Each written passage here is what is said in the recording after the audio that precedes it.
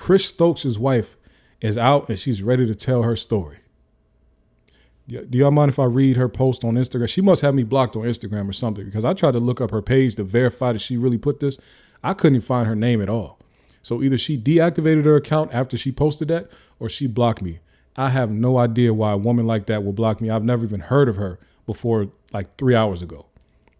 I didn't even know if Chris Stokes was married all this time. You know what I'm saying? So the fact that I'm blocked is beyond me.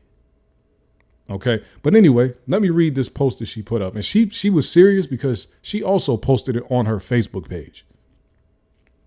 She was dead serious about this. She said, so she posted a picture of Chris Stokes, and then in the caption it says, I married him in 2004, just days before I gave birth to my fourth child. He has faced accusations of sexual acts that I know to be true, but parties are unwilling to come forward and confirm them. I can confirm that he committed these acts, and it begins with acknowledging that I didn't want to accept I married a perpetrator of such crimes. Now it's time for me to liberate my spirit and open up about it. For the past 2.5 years, I've dedicated my time to self-improvement, working on my mental, physical, and emotional well-being, often in solitude. At this point, my heart's desire is for every victim, including myself, to heal and live long, healthy, productive lives. I seek justice. Hashtag Chris Stokes. Hashtag Marcus Houston. Hashtag accusations. Hashtag truth. Hashtag reality.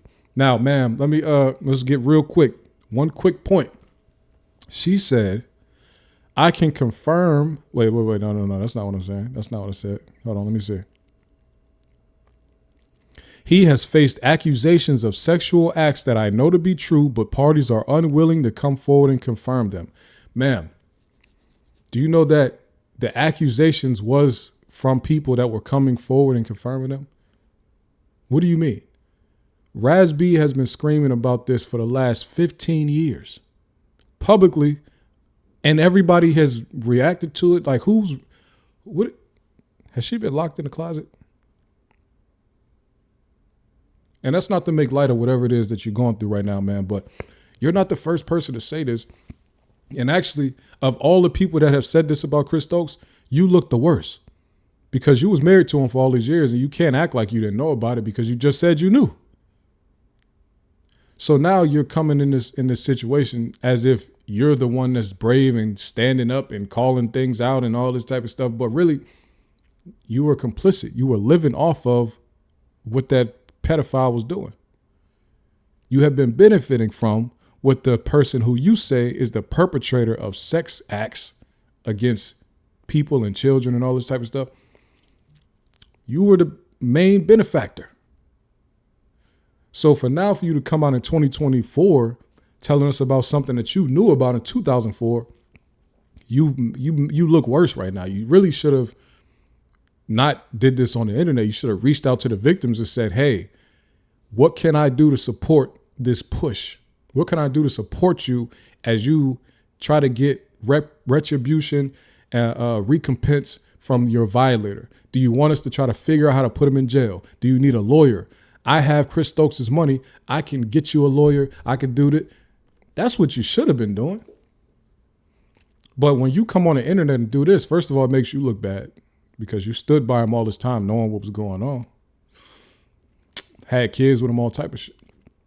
It makes you look bad. And it does not, you don't look like the person that's supporting victims. You look like somebody that stood by the perpetrator for all these years. The victims probably hate you too.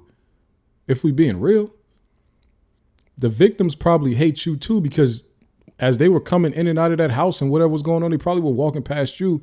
You knew what was going on and you weren't saying anything to stand up for them kids.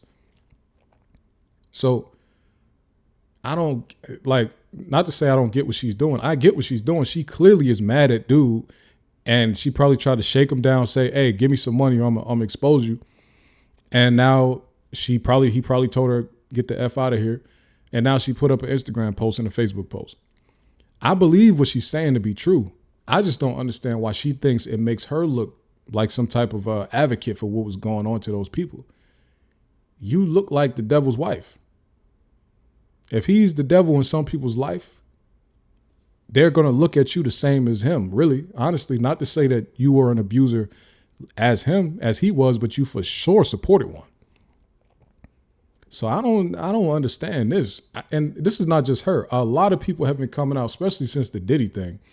But every time, like R. Kelly too, every time when somebody else jumps out there first, now there's a bunch of other people that worked directly with that person coming out talking about, yeah, man, I seen it too. I was there. I seen it all. Y'all don't know how terrible that makes you look. You was there. You seen it all of this person that you worked for and benefited from abusing kids, and you didn't do or say anything. And let you tell it, nah, I told him it was wrong. Now, did you beat him up? Did you at least pinch the bit? Did you leave? Did you quit the job? Or did you just stay working there until you got fired eventually or until something else happened? Because y'all making yourself look even worse by coming back saying 20 years later talking about how you was there and you seen it all. And yep, I can vouch for it. That person is telling the truth. Yep, Cassie is telling the truth. Yep, Andrea Kelly is telling the truth. Yep, Raz B is telling the truth. Yeah, I seen it. You look terrible saying that. I could never be in a situation where I'm with somebody that's close to me. I see them doing some of these heinous acts to kids or adults or whatever. And you're not going to see me with them again. First of all, because we probably going to fight right there, or it could be worse than that. It's going to happen right there, and they're going to never want to be around me again because of what I do to them. So you can't tell me that, yeah, I say I was there when he, I helped carry this. Listen, if you were there in the room or guarding the door while this person was doing that, or if you was down the hall while this person was doing that and you knew about it, you can never have the moral high ground here in this situation. You're not doing anything but exposing yourself when you expose these stories. And I'm not saying you shouldn't expose them. You should expose them. Expose it all. And just understand that you don't deserve any grace in this situation either.